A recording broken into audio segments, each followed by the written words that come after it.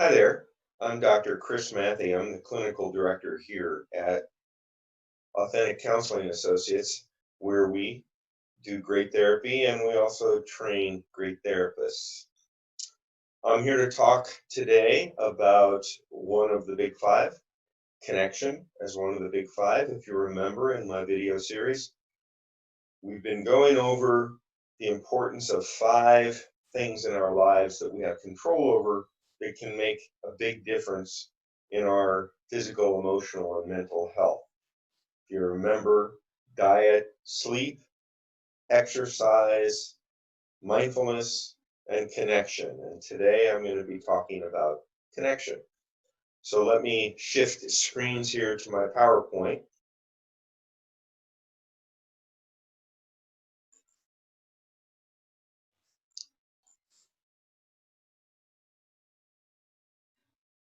So as it turns out, connection is as important, if not more important, than any of the other of the big five with regards to our physical, mental, and emotional health.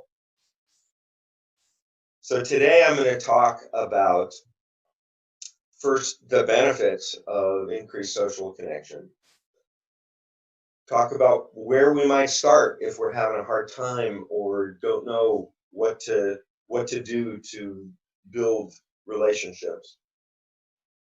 We'll talk about taking the long-term view with these relationships. And if you're still having trouble after what we've discussed and making some attempts, how to get some help. So first, there's been quite a bit of research on the benefits of social interactions. And I've reviewed some of it here. There's actually much more. First of all, social connection. As it turns out, social connection is a bigger determinant, is more correlated with health than obesity, smoking, and high blood pressure. Those are the things we hear about all the time, how we got to improve those things. But as it turns out, social connection is even more important, more correlated to health than any of those others that we normally hear about. Also, increased social connection helps our sense of purpose and happiness and belonging, worth, confidence, and decreased social connection or insufficient social connection is a determinant of anxiety and depression and several other disorders. Increased social connection has been correlated with increased chance of survival when we are challenged in life with disease or injury, but also in increases in longevity. Lastly, how our relationships are, our social connections become prophylactic, become preventative when it comes to thoughts of suicide and suicidal behaviors. So, okay, it really makes a big difference on our social connections. Where do we start? What should we do if we, especially this day and age, and I'm recording this in the midst of a pandemic, the COVID pandemic, where most of the ways we all engage socially have been limited or changed. So what do we start? Well, generally, it's always a good idea to start looking inward. What are those things I love doing? Interests, hobbies, and what are the type of people I like to be around? Really become sure and examine my life and examine those questions. And you then can join communities, different communities, volunteer for all sorts of different things. There's clubs, social groups, churches. Now, one place, one of my clients got both social connection and did a great deal in improving their exercise was they joined Leukemia and Lymphoma Society, one of the teams, where they were part of a bunch of people that thought the same way. got lots and lots of coaching and social interaction, and got physically healthy to boot. Now, also considering what happens when I meet somebody that I'd like to create into a friend. These take time. Relationships take time and effort. And also, forming strong relationships means being willing to open up and show yourself, not just the good parts, but also the stuff you're afraid of and the stuff that you're not so proud of. That can be very difficult for some of us. It's called being vulnerable. That's why I encourage the long-term view.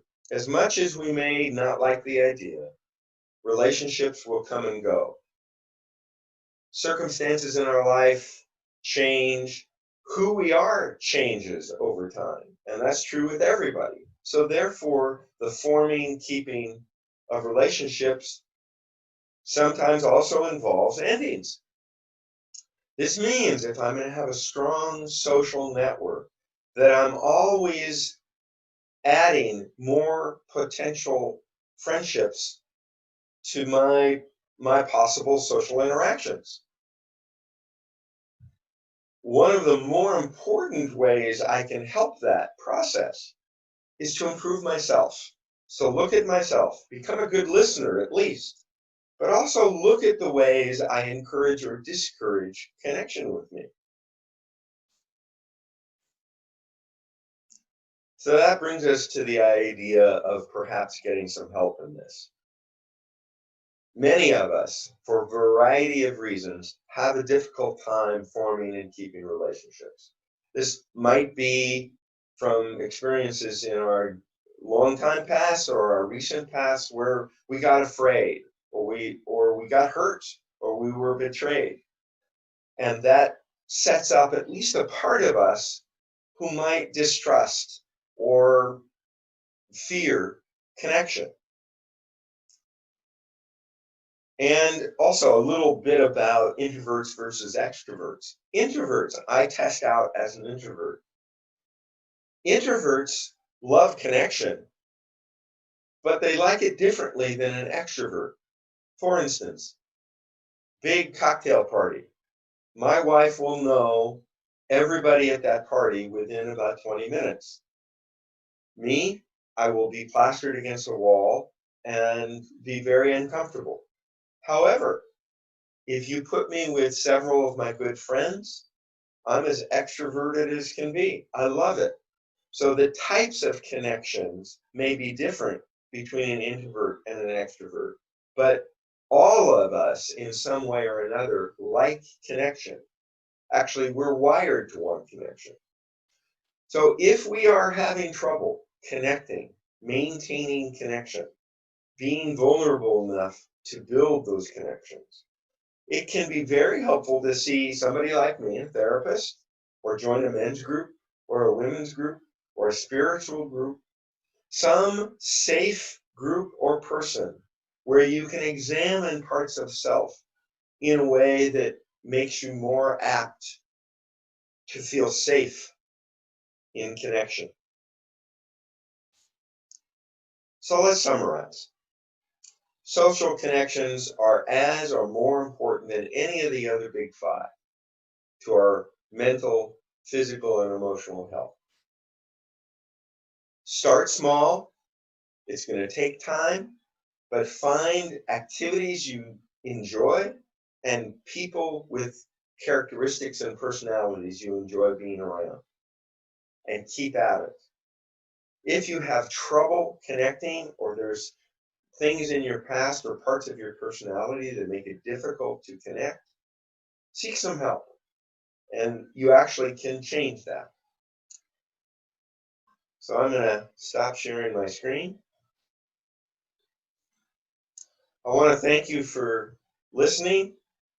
As I indicated, there are many other videos on our ACA website that involve the Big Five, and I will be producing other videos as time goes on related to living a healthy life.